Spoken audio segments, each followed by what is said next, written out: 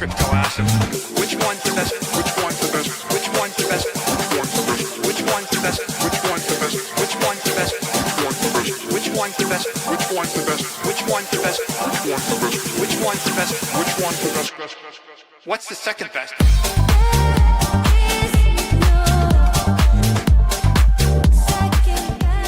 There is no second best.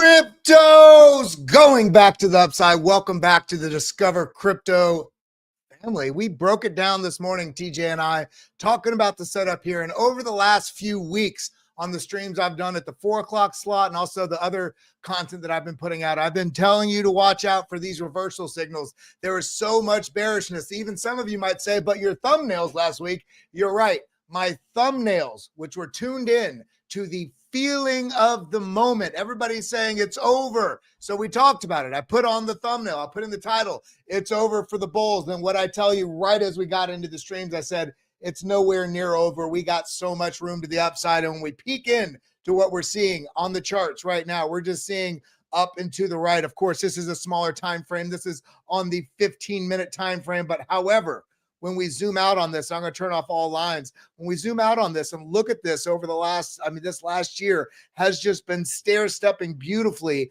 up and to the right. It's these moments, this moment, this moment, this moment, this moment, this moment, this moment, this moment, all these dips here just keep tricking people into absolutely just squashing their future potential because you're moving in and out on an emotional basis versus that data-driven basis that I've been talking about over and over and over. And the setup we're seeing for the price action move higher is getting stronger by the day. That does not discount the fact that this is ugly as hell.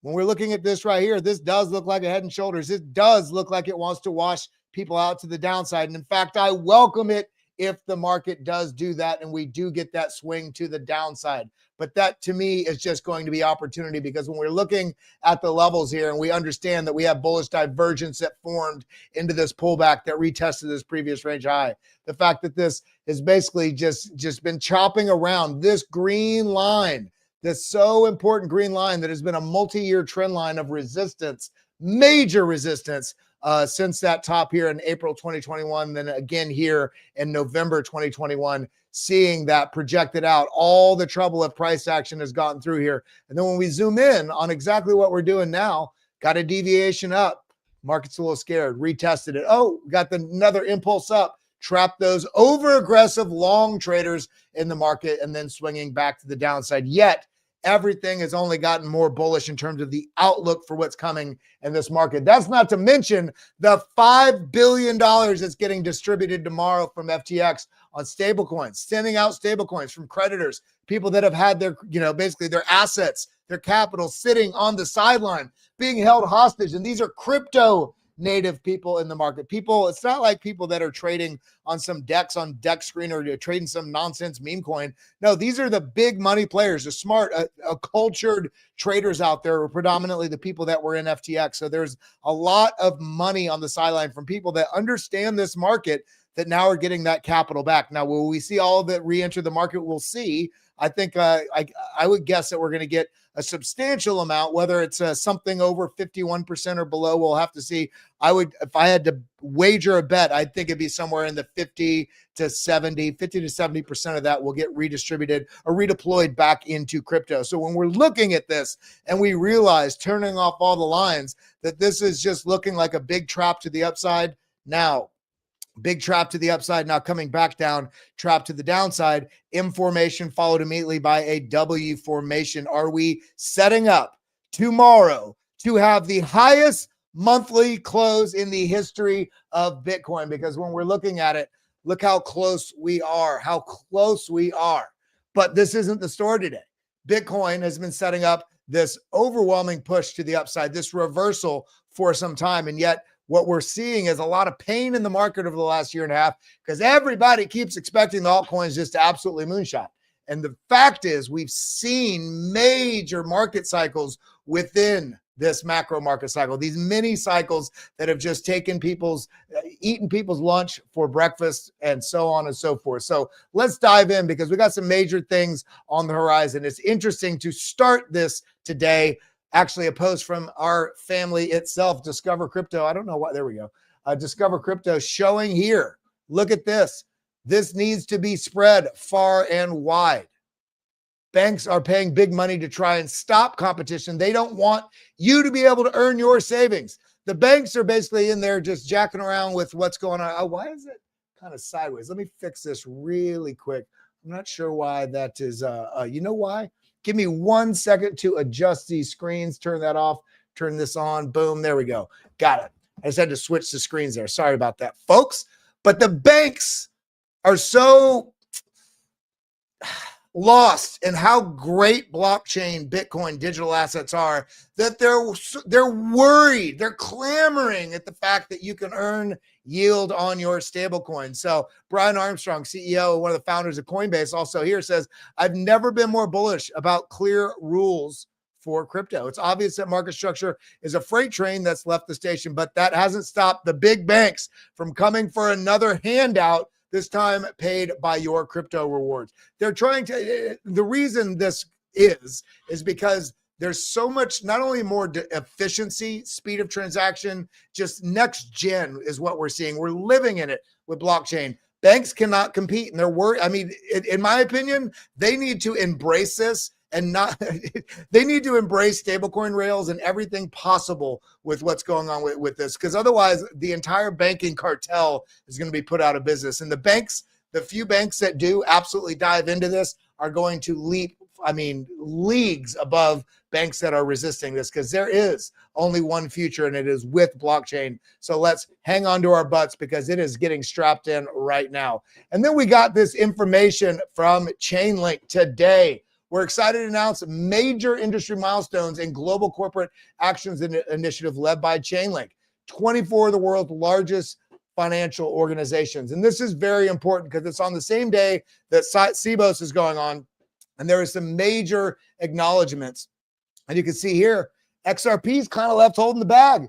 Everybody was told XRP was going to be the next rail for all the banks, and it was going to be integrated with SWIFT.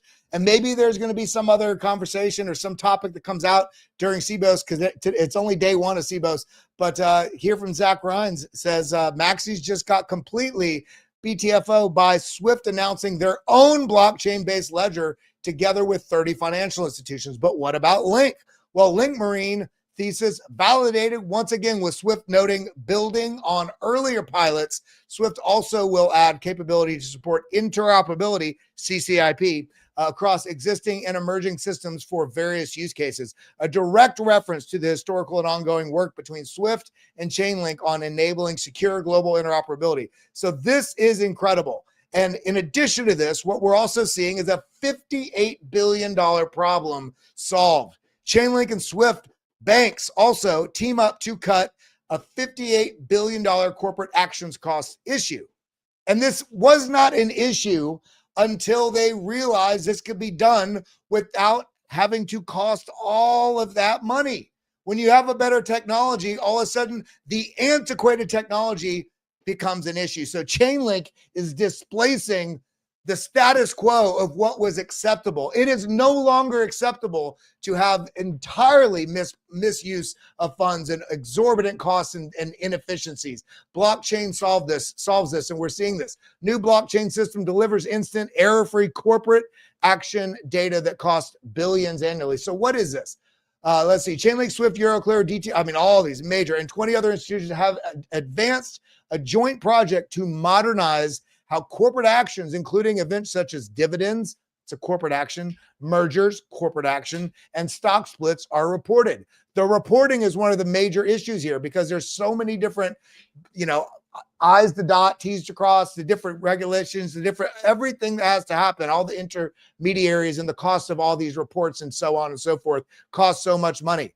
And so with blockchain, with CCIP, with Chainlink, and also the fact that they're integrating with SWIFT, this is monumental. And this has been telegraphed, and I've been highlighting it. Drew's been talking about it. DZ's been talking about it. TJ's been talking about it. Everybody on our team has been talking about watch towards the end of 2025, because Chainlink is working towards some of the biggest crypto and traditional finance integrations that we've ever seen. In my opinion, it's bigger than the ETF for Bitcoin because this is taking an existing, overwhelmingly entrenched system that is a global financial structure, banks, what's going on, global payments, all of these things, and SWIFT, the largest traditional finance rail in existence in history. And now we're getting this integration with Chainlink, bringing the Web 2 antiquated world, boom, into the Web 3 paradigm with crypto and blockchain.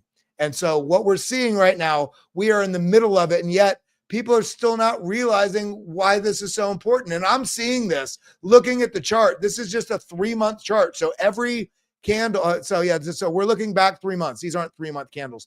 Looking back 3 months. But what we're seeing here beautifully is astronomically good buying opportunity. Buy signal for me. I don't know about for you. You got to make your own decisions. But some people are bored with Chainlink. It doesn't move. Look at the fundamental data. Ask yourself where these integrations are going to get deployed and take place.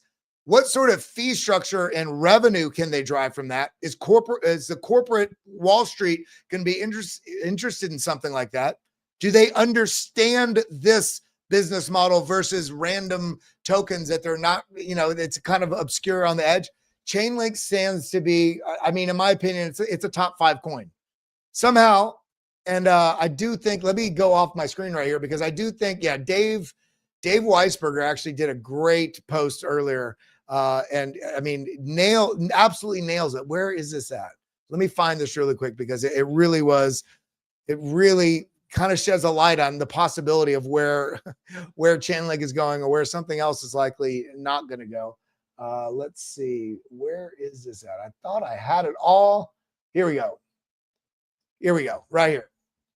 Can someone from the XRP army explain how XRP is more than 10 times Link's value in terms of the market cap of XRP is massive, more than 10 times Link's market cap.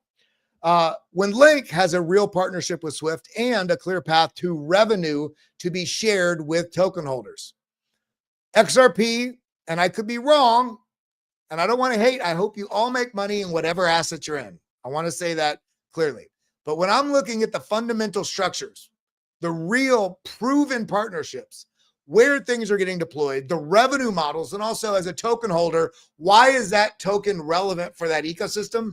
And how is me as a token holder of that particular said project, how am I impacted by that? Whether it's the staking, whether the coin having reserves, what's going on with token, the tokenomics, emission schedule, the total cap of the number of tokens, the diversification of the type of holders versus just the organization itself holding a bunch of tokens and selling them over time, which is essentially what XRP has done, where Chainlink has all these real partnerships, real integrations. It's intermingled with nearly the entire crypto ecosystem, and it's becoming the de facto real sort of gateway for traditional finance to be integrated into the Web3 world. Guys, it's clear. I think right now, if you haven't been looking at Chainlink, just put it on your radar at minimum. We're sitting here, breakdown, rounding bottom, wicks down, bulls bring it back up, wicks down, bulls bring it back up, flat. This is looking like it's trying to take that next step, taking out this moving average and taking that next leg to the upside. But we got other news too. Bitcoin, we talked about that earlier, and I shared this morning, but I want to re-highlight it. This is from Caleb Friends, and make sure you give him a follow if you're not yet. And what is that? It's one of our 4 bullish alerts just triggered. And what we're looking at here is really these 3 moving averages, 21-day, 55-day, and 100-day. And you see these moving averages have intermingled right here, and the price action is right on the cusp of being back above these 2 faster moving averages. Well above the 100-day moving average, which is still, I still point to being very bullish if the price were to come down into the zone. But what I'm seeing here is the attempt to get back into this bullish momentum zone. So we're on the cusp of this. It hasn't fully, we need to have a couple daily candle closures, but this is looking very good in terms of the bullish structure if we can maintain what we're doing currently. We're going to get into the charts here in just a moment. But the buy signal, why buy signal? What am I talking about? Right here. The buy and sell pressure delta signals a Bitcoin opportunity. This is a 60-day period. We also have the 90-day period here, but we're focusing here on the 60-day period. What do we notice? We got the Bitcoin price. Cool. I'm doing this because I want you all to make this a practice of yours when you're looking at charts. We have the Bitcoin price. We have the green and the red. Well, what are they? Let's go up here. Buy pressure, sell pressure. Cool. Now let's look at how these two metrics, the buy pressure and sell pressure, how they interact with what we're seeing the price action do. So back here, a lot of sell pressure. This was in a bear market. Price action was breaking down. But then as the price action was breaking down, what do you notice in the sell pressure? Very deep sell pressure, smaller sell pressure, smaller sell pressure. So this is decreasing as price is still falling. So in a way, we got a bit of bullish divergence here. The strength of the bears really having sell pressure was getting weaker. So AKA there's strength coming in as price is falling. That gave us a sort of decent front running signal that we're getting into potential bottom territory. We got the bottom. Now a lot of buy pressure. Cool. Oh my God, that was it. It's going to crash. AKA we came into sell pressure, launch, came into sell pressure, launch. Now what do we notice? A lot of movement to the downside. Came into sell pressure, launch. Okay, this is a top again, right? Well, we come down right into not only testing the previous range high, this is that move, that tariff breakdown, that it's over because we went all the way up here from about 109 all the way back to $74,000. Touch that area, but also we flipped the conviction in the market from buy pressure to sell pressure. It marked a great opportunity for loading up the bags, DCAing once we get into this red. And what did we see? We just flipped into that red as well. Now, since this has happened, the price action has moved up a bit, but right as this moves into the red, right when the market flips to the dominant narrative in the buy and sell pressure turning bearish in the middle of a bull trend, buy signal, in my opinion, especially what we highlighted late last week, going into late last week, Wednesday, Thursday, Friday. The fear and greed index finally gave me that mark under 30. And what do we see? As soon as we hit that on 28, what are we seeing? The market was choppy throughout the weekend. Sunday night into Monday, we're starting to see that price action move back to the upside. So we're seeing the narrative that is it sometimes will be true, sometimes won't. But as we're seeing in the bull trend, when the market gets overheated on leverage, over open interest, it's too much of a powder keg because there's too much free liquidity in the market. There's these deleveraging events. And these deleveraging events are basically shaking the tourists off and getting the market back to healthy price action. This is why you always need to remember in a bull trend, you're going to have downward price action in bull trends. These are rise, retrace, continuation. And once you have the retrace and you're forming new lows followed by new lower highs followed by new lower lows, of course you're having a reversal, but you follow the trend you're in until it ends. And when you're in a bull trend, you look for moments of fear because they're great buying opportunities. That's why we look at the fear and greed index. That's why we look at the short-term holder cost basis. That's why we're looking at basically the buy and sell pressure delta. When the narrative, which is not just what we're seeing on crypto Twitter and YouTube videos, but the actual data from exchanges. What is the delta between bullish buying pressure being dominant versus the sell pressure becoming dominant? And also as these momentums shift, ebb and flow. This is all giving you alpha that so many people ignore. So I just want to highlight that because we flipped into the red while we just started an easing cycle. We just got rate cuts. We got more rate cuts, more likely than not, coming in October. We've got billions and billions and billions of dollars into the trillions that they're going to need to spend for these bills that they signed into law. And the last, we've got $37 trillion in debt. We're adding another $1 trillion every about 2 months, 3 months. They have to print more money. Bitcoin is answer for this. So on these moments when you're scared and you realize the entire rigged system as it has always stood now as an escape hatch with velocity that can protect you in a completely inverse relationship to the fucked up nature of the dollar or wherever your money is, whatever country you're in. Bitcoin is that escape hatch and countries are taking notice. Corporate treasuries are taking notice. Big high net worth individuals are taking notice. And remember, in the US alone, there's over, I think, 55, 60 million millionaires. There's not even enough Bitcoin for every millionaire in the United States to have one Bitcoin. And then you remember, Michael Saylor just bought, they have 640,000 Bitcoin. Then you talk about the ETFs that have over like 1.3 million Bitcoin. Then you talk about the governments, the amount of available Bitcoin that's going to be able to be accumulated by you, by me, by retail, which is what we need to make sure we keep this thoroughly decentralized and also as a people's currency, not just another global elite.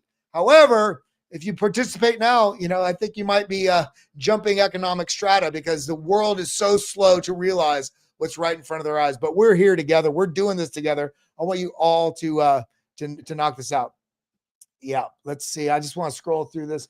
Hope you are right. Hey, man. Hey, we got the data on our side, guys. We got the data on our side. And that's not to mention, look at what gold is doing. Gold, that stable asset that gets some growth over time and also maintains its value as the dollar falls, but not really going to make you rich. But this year, the world is so screwed up based on what we did in COVID and the massive amount of money printing 80% of every dollar that's been in existence. We printed them in like the last 5-6 years. That's how much money printing has happened. That's going to find its way into the system. And for the the everyday person, they are getting crushed by higher prices and their wages are not keeping up. Why do you think the same house, if any of you have looked at houses 5 years ago, so before COVID, a $200,000 house is now $490,000. The house is not better. In fact, it's probably not as good because it's a little bit older. The money becomes more shitty by the day. That's just a matter of fact. And so much so that now we're seeing gold absolutely moon. And gold tends to lead what we're seeing in other investment classes, like more risky assets like Bitcoin. But the funny thing is, the caveat here is if you're paying attention, Bitcoin is the least risk asset in the world. It trades like a risk asset because there's still speculators playing the swings. And it's not globally adopted yet in the way that we all that are really focused on this understand that no, it will be and no, it should be now. But we have to let the world get there. And along the way, there's going to be these swings of volatility. It's going to create opportunity for you. And unfortunately, it's going to wreck a lot of people because they don't understand how to keep their emotions in check and look at the data. The parabolic exponential growth in the wallets that are only accumulating Bitcoin has gone astronomical. We see gold going parabolic, leading signal for when Bitcoin will likely move to the upside. So we are seeing things in favor. And then people still wondering about that 4-year cycle. Well, it turns out it's more likely than not. And it's not just Raoul Pal that's talking about this. It's also the data, the ISM. Looking at this, Bitcoin is now following the 5-year cycle as the ISM is stuck below 50. We think that the current bull cycle will top around Q1, Q2, 2026. I'm not of this opinion. I think we will have some sort of market cycle top in 2026. But I don't think it's going to be Q1, Q2, maybe middle into Q2, but I think we're going to get some positive price action the second half of the year, going into the middle to the beginning part of the second half of the year as well, because we have midterms next year as well. And so when you look at Bitcoin implied ISM pricing, look at how tightly these things are correlated and look at where the ISM is right now. This has been kind of flat, still shaking off all the cobwebs of a sort of global order change with the current administration and what's going on. In addition to the fact that we're still shaking off all the issues that were created by the world economic shutdown, the mass money printing, the supply logistics chain issues, the complete pouring water in the gasoline engine of what we see in the bond market and the treasury market. But now we got stable coins, which are actually going to be a saving grace for the treasury market. The world is literally in the middle of completely being turned inside out on the global infrastructure of digital, data, AI, and money. So it's going to take a little bit of work. Things are going to take a little bit different shape. So this makes sense to me. And then what else we got? Check it out. Tether dominance, signaling. And let's look at this. Let's zoom in on this a bit. This is when the Tether dominance is spiking. We did get this was almost like the setup before the move up. You see this? It took a little bit of time, but boom, we got that move up. Again, spike right there, got the move up. Spike right there, boom, got the move up. Now, we were in the middle of a downtrend because of the tariffs. So as the market, theoretically, outside of the tariff pressure and the stock market also having a major pullback, the market was ready to go higher, except the conditions were not yet there. So the stackability, the buying opportunities were all in through here. And then yet again, right here, look at this spike in dominance. Boom. It's almost like they're printing right before big moves. And then look at this spike in dominance. This is right here before this move. And then yet again, right here, we got even higher all the way up to the levels we've seen. I mean, look at these. Boom. The conditions are set. It's just when the appetite is ready to be deployed into the market. Considering we have another FOMC meeting, and it's also telegraphed we're going to get 4 or 5 rate cuts likely, kind of entering back towards that phase of quantitative easing versus tightening. And we have the world's most powerful government backing the development and empowerment of Bitcoin and the crypto ecosystem. Guys, I don't think anybody's ready for what's coming, because then we were talking about why did it go down? That goes back to what I was saying earlier. The over leverage, people going aggressively 20x, 30x long because they know this is the best opportunity of their life. So people keep trying to catch, Chris Crypto, legendary trader. He ends up catching these 3, 4, 5, 6, 7x trades right at or around a bottom and rides it for months and months and months. And he'll be up 20 million, 30 million, $40 million in profit on a trade because he understands the market and the swings. But the problem is everybody else, and it's not a problem with him, it's with every individual. We compare ourselves to other people, or we see other people making a lot of money, or we're just not aware of the process it takes to actually make a lot of money and keep it. Why would you want to make a lot of money in this market if you can't keep it? So if you're not focused on keeping your money while you're taking a trade, you're not going to make money, because you're going to get into far too high risk situations that is going to exploit your ability to take money, to take massive profits. So when we zoom out on this, we saw this last week. Let's go back out to the 2 week. There's all this liquidity that was below us. And then there was liquidity. I mean, look at this, came down, tapped it, free liquidity, all these bright color areas. Now we're moving up, starting to clear the liquidity. And the dominant amount of the dominant area where the liquidity zones are is up here in the $119,000 range. Now this is on the 2 week chart. Let's look at the 1 month. Let's see what this looks like. Actually, yeah. So still liquidity below us.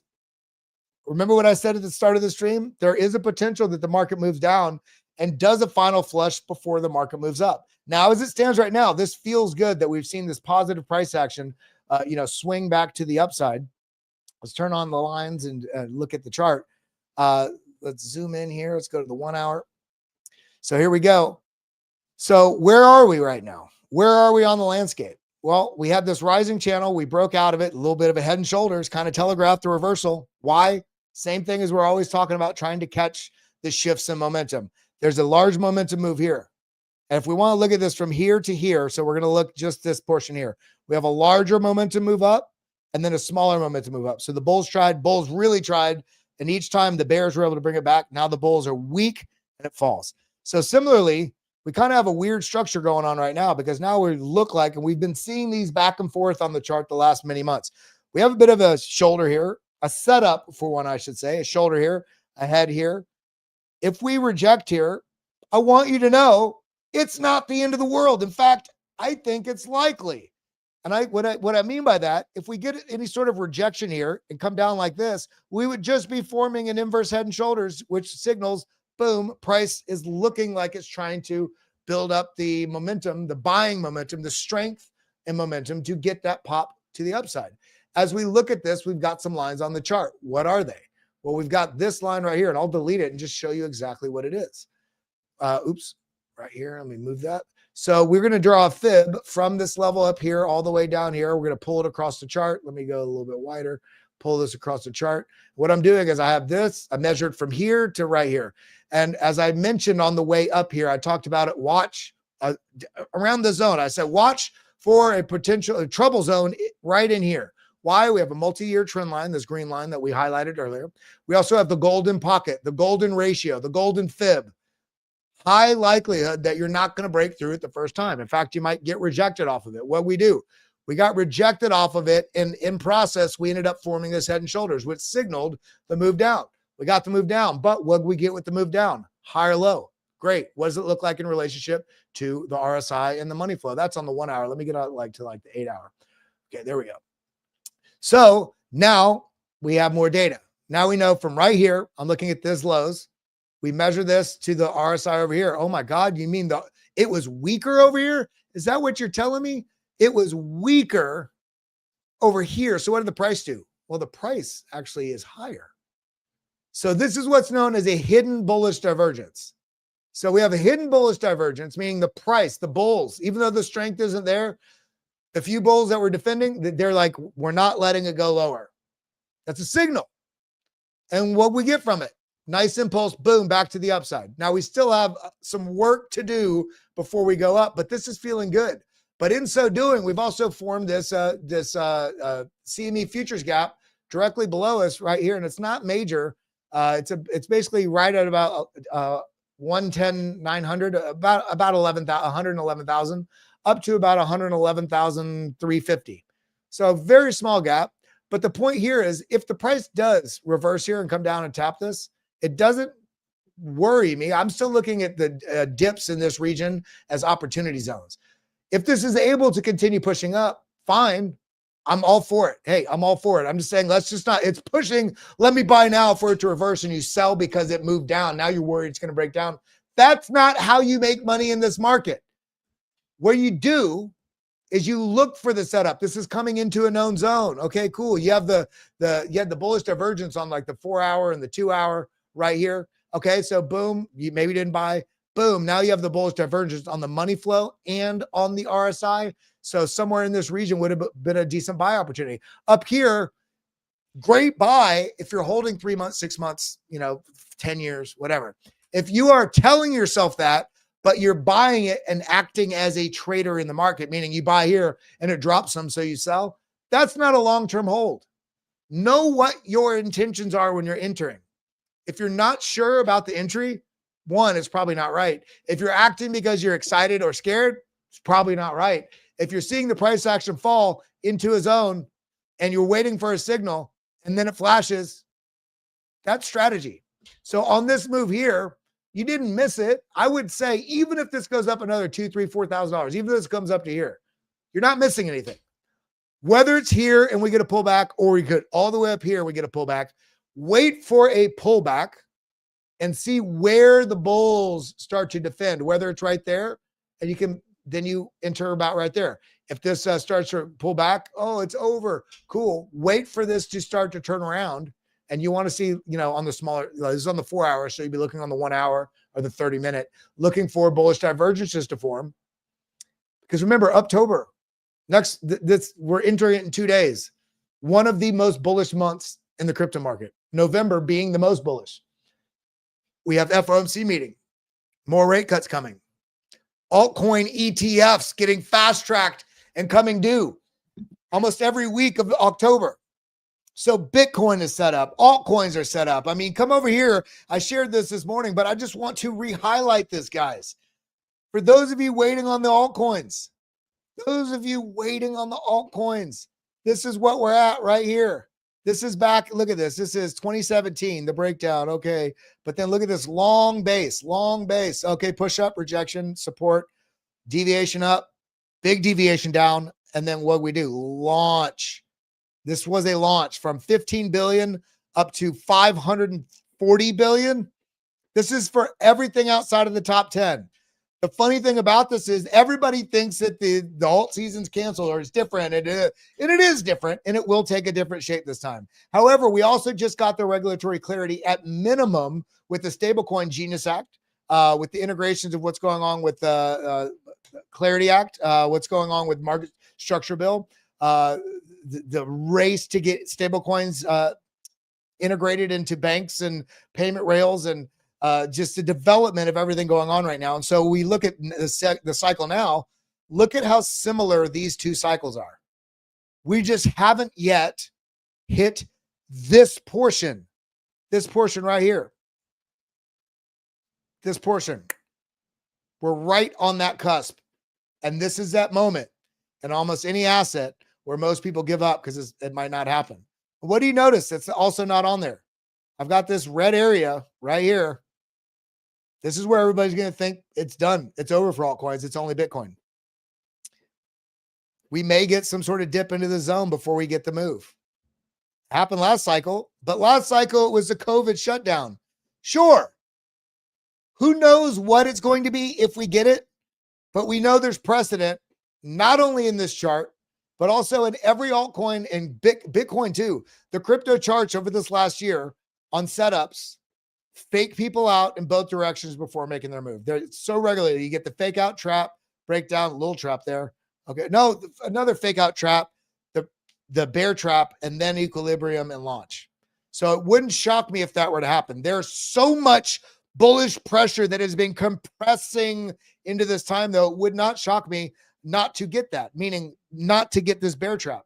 I would just be cautious in this zone. If your rent money and your ability to pay for life is screwed, if you do get a drop in your altcoins, you shouldn't be in those altcoins anyway. You need to be focused in Bitcoin, dancing in the altcoin market, and doing that as a function of gathering more Bitcoin. And as these altcoins mature, like Chainlink getting integrated with SWIFT, boom, it's up there with me now. Bitcoin, Ethereum, Chainlink. Those are kind of the big three. I was going to say something that I don't want to shame a community. We're waiting on that. Now, so when we get over here to Ethereum and we notice, what do we notice on Ethereum? Is everything out of context? Is the whole Ethereum rally over? Well, what do you notice on this chart? I'm really asking you, what do you notice on this chart? I'll show you what I notice. A multi-year trend line that goes back to 2021. Rejection, rejection, rejection, rejection. Trouble right at the line, broke through. What do we need to do on an asset once we break through a resistance line? We always want to be prepared and ready and able, if we like that asset, to wait for a retest of that zone before the move continuation. Meaning, okay, rejection, look at that. Oh, and then boom, breakthrough, retest, pop. What did I say 2 minutes ago? This is the ideal situation. It would not surprise me. In fact, we were on the cusp of doing it. I'm kind of on the fence of saying it's not going to happen now, but it would not surprise me to, instead of getting this, actually having another move down that really traps people short before it comes back up. Because then you have that fake out up, fake out down, then the move. So I am prepared if this happens, but this is looking just like a normal rejection. Okay, breakthrough, retest, launch. RSI holding up above the 50 line. Love to see that. This is on the 3-day chart too. This means strength is in control. Money flow well above the 0 line. So let's move those lines. Let's go down to the 4-hour. Okay, look at this. See, look at the price action on the RSI being held. Look at this. Held. It's almost like manipulations are, but I'm not going to. Under the 50 line. And then boom, pop through. This looks like strength is coming in. Money flow is coming in. So in this case, I think the market is starting to get excited and price in, this expectation of October. But if that's the case, watch for shakeouts if the majority of the market is expecting that. Then you look at Link, guys. Remember that chart I showed at the beginning of the stream. This looks like it's trying to make that move. But what do you notice about the price action? This is why I have a price line. Price line has come up. Where is it having? It already tried, but where is it having trouble? Look at that, right at the previous range low. So you can see it's trying to make the move. It's got to break through this little barrier, little roadblock right there. Previous range low. Once it clears that, then the next level I'd really be watching is about right here. Now, why there? Because we see this is where it broke down from. This is where it bounces, where it bounces, where it bounces, where it rejected. This is where it bounced. This is where it bounced. This is where it bounced. So this means on Link, what I'm looking at in the near term, if this pushes up, I'm watching for a target up here about the 22 level, 22.8. The next level I'll be watching is, we do have a fib there. This is that green line. I can already tell. Yeah, it's a 382 just above that right here at 24. But this is going to be that level we're really watching, a break of 26 and then a continuation up into the golden pocket, 37, and then so on and so forth. But we just have to do some work. The market's been stretching things out a little bit, And it's even further compounded the confusion because we're right at when the 4-year cycle is supposed to be over. And now all this stuff is sort of piled into the end of this market. But then you realize the time is a construct of where the cycles have to start and end to begin. Blah, blah. It's a construct of humans seeing a pattern and saying, that's how it is. But there's only been 3 full cycles, 2.5 of which have out altcoins. There's no real, let me say it again. There's no real precedent that you can really base scientific, that the 4-year cycle has to take place. We've had 3 cycles, 2.5 of which have really had altcoins in, one of them being the ICO season where it was just mass exuberance and excitement. So anything you threw money at made money. But then you had a shift in the market. That was, we had 100, 200, 300 coins. Now we have 25 million with all these token deployers and a lot of really good projects from Injective to Ondo to Avalanche to Cardano to XRP if you want. I do not like XRP, but I want you to make money in it. If you're going to make money, XLM, Near Protocol, BitTensor Tau, you know what I mean? Aster just came out of the woodwork. Morphos, golly, guys, we got so many opportunities in this market and people feel like it's over because they're basing it on where we're at in the 4-year cycle. What if the 4-year cycle isn't a thing? Remember, the 4-year cycle is also loosely tied to the fact that we have the presidential election every 4 years. We have, right? So somehow, maybe it's just that. Then we also have the global liquidity cycle and business cycle. There's so many things that are taking place that are outside of this construct that, okay, we have the halving cycle, but we're also not going from 50 Bitcoin per block to 25 or 25 to 12. Or 12 to 6. We are now going from 3.125 or something to 1.7. Or the supply shock is so minimal at this point. We need to open up our eyes to the fact that the world's waking up to these asset classes and looking at things like Eigenlayer, partnerships they have, and the fact that this is on the cusp of breaking out. Aerodrome. Oh my God, it's sold off. It's sold off, guys, but it's done. No, these things, this has all been the intermediary, the setup. If we come back here and look at the others chart, the setup, this is just like that pump you saw on Aerodrome and then the sell-off and then the secondary pump and the sell-off. So we're seeing this across the board. The setup is here. Aster, I think, is going to melt faces.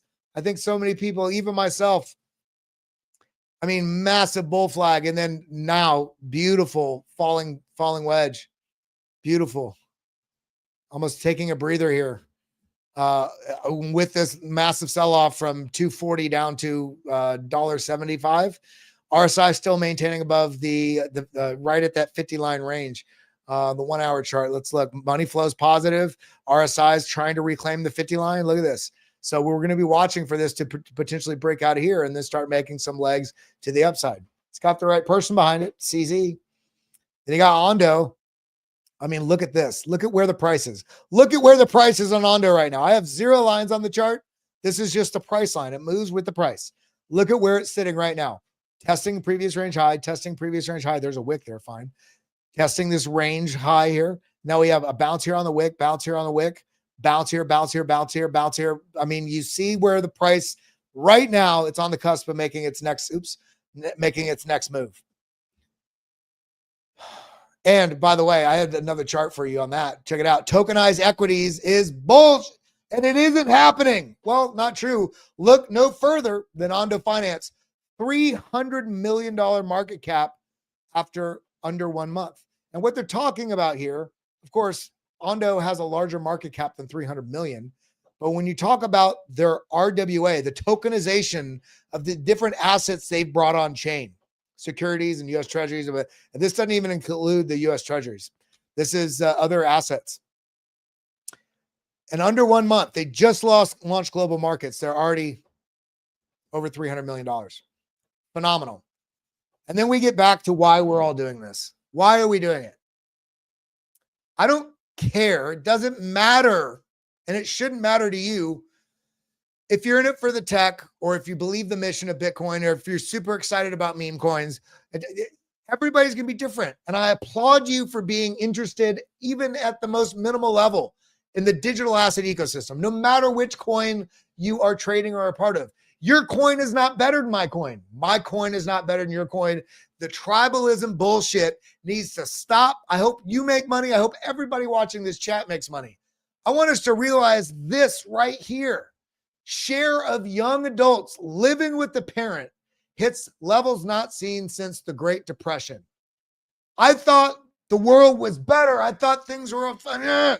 We are dealing with that right there. The fall of Rome, the debasement of money, the trouble that the screwed monetary system has completely enslaved people to broken, misappropriated thoughts about what matters. Buying something on credit doesn't do anything except enslave your future to less options. That big screen TV that you cannot afford because you're buying it on credit, you are limiting your future from that for two reasons. Now you're stuck in front of a big screen TV, not taking any action in your own damn life. And you have this debt that you have to pay with interest, so you're paying more than the thing is even worth. We need to live within our means. We need to stack Bitcoin, trade some altcoins, find that meme coin winner, and get out of this monetary debt enslavement that every country in the world is living under right now. And we have that opportunity right now. So if you can get behind that, I love you. I appreciate you. Hit the like button, hit that subscribe button, ding the bell. Shout out also to our channel partners, Bitcoin IRA and Arculus. Head over to their website. Their links are in the description below. You get some with Bitcoin IRA. I know they got a special deal going on. If you give them a call, let them know Discover Crypto sent you. But also Arculus, there's a discount code DC20, best crypto cold storage solution there is. But I think that's all I got today, everybody. I got smell of glue in my office because the boys came in here and put up some soundproof panels as we're getting these offices built. But I love you. I appreciate you. I hope you all have a phenomenal day. Let's remember why we're doing this, because it's not just about monetary debasement and all that. So more than anything, it's about being able to have time that you can spend in the way you want to spend it, with your family, for the people you love, doing what you love. So let's make sure we take advantage of this opportunity. That's all I got. Adios, muchachos. Over and out.